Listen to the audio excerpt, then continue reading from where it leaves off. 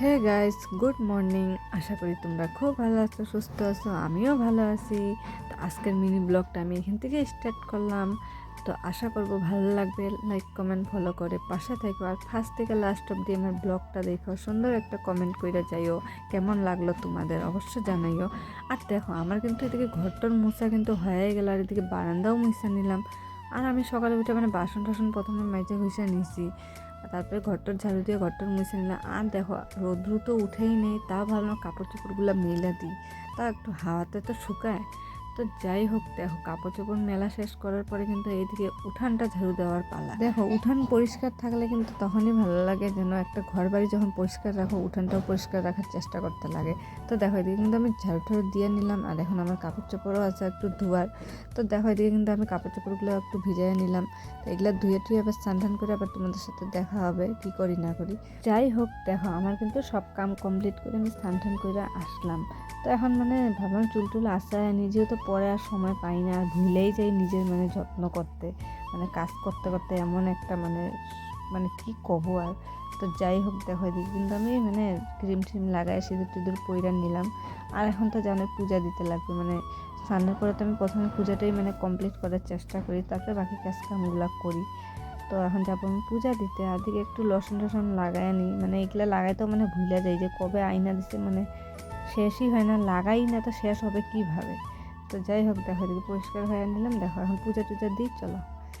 তো এইদিকে দেখো আমি ঠাকুরকে এখন জাগাইয়া নিলাম, যেহেতু রাত্রে তো এখন পূজাটা কমপ্লিট করা যাক তাহলে। তো পূজা কমপ্লিটের পরে তোমাদের সাথে আবার শেয়ার করব। তো পূজাটা চলো এখন করা যাক। এখানে দেখো ঠাকুর জায়গাটা এখন পরিষ্কার করে বাসনপত্র এখন মাজবো, তারপরে পূজাটা দিব। তো দেখো এদিকে কিন্তু আমার সব হয়ে গেছে, আমি বাটা টাটা দিয়ে দিছি, ফুল তো নাই একদমই গাছে, যেটুকুন ছিল ওইটুকুনি দিছি। এদিকে দেখো পূজা আমার কমপ্লিট হয়ে গেল। তো পূজা কমপ্লিট করে ভাবলাম একটু চা খাওয়া যাক, যেহেতু চাটা বানাই। তো এদিকে চা হয়ে গেছে, আর এই যে বিস্কিট নিয়ে নিলাম 2টা। আর ভাবলাম এই যে মালপুয়া আছে, তো বানানো হয়েছিল, তো ভাবলাম মালপুয়া চা বিস্কুট দিয়ে খাওয়া নিই, কমপ্লিট করি, তারপরে বাকি কাজ কাম করি। তো দেখো এদিকে কিন্তু আমি সবজি টবজি কাইটা নিচ্ছি, এদিকে যে বেগুন আর মিষ্টি কুমড়া ভাজা করব। তো এইটা এখন ভাজাটা বসাই, বেগুনটাকে ভাজা উঠাই, তারপরে মিষ্টি কুমড়াটা ভাজবো।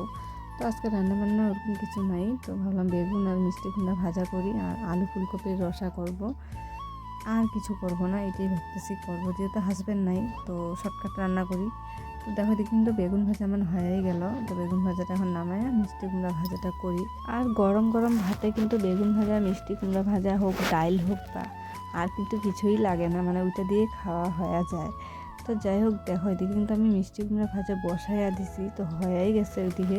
আর এদিকে আমি ফুলকপিটা ওই যে রান্না করব যে, তো ওইটা কি করলাম, ভাজা হয়ে গেল, ফুলকপিটা একটু ভেজে নিলাম। আর এদিকে তো তরকারিটাও কিন্তু বসাই, দেখো এদিকে তো তরকারিটা সাতলানো হয়েই গেছে। আর ওদিকে তো আমি ভাতটা বসাইয়া দিলাম, চালটা ছাইড়া দিলাম। আর দিকে আমার তরকারি কিন্তু প্রায় হয়েই গেল, এখন নামাইয়া নিব, গরম মশলা দিয়ে নিছি, তো নামানো যাক।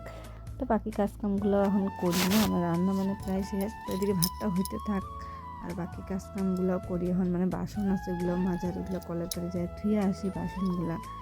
যেহেতু একটা কাম নিয়ে তো বসে থাকলে হবে না, একটার পর একটা কাম সুন্দর করে গুছিয়ে করতেই লাগে না। তো এদিকে দেখো বাসন টাসন ধুয়ে আমি রান্নাঘরটা সুন্দর করে ঝাড়ু ঠাড়ু দিয়ে নিলাম, আর আমার রান্না কিন্তু শেষ। তো দেখো এখন কিন্তু ঘরটা আমি মুছে নিই, আর আজকের ব্লগটা আমি এতটুকুনি তোমাদের সাথে শেয়ার করলাম, আশা করবো ভালো লাগবে। তো একটা লাইক কমেন্ট ফলো করে পাশে থাকো। তো দেখো এদিকে কিন্তু ঘর মুছে আমার প্রায় কমপ্লিট হয়ে গেল। তো এখন এই যে বাসন টাসনগুলো এখন মাইজা নিয়ে আসি। তোর মতন ব্লগটা এতটুকুনি, নেক্সট ব্লগ দেখাবে, বাই বাই।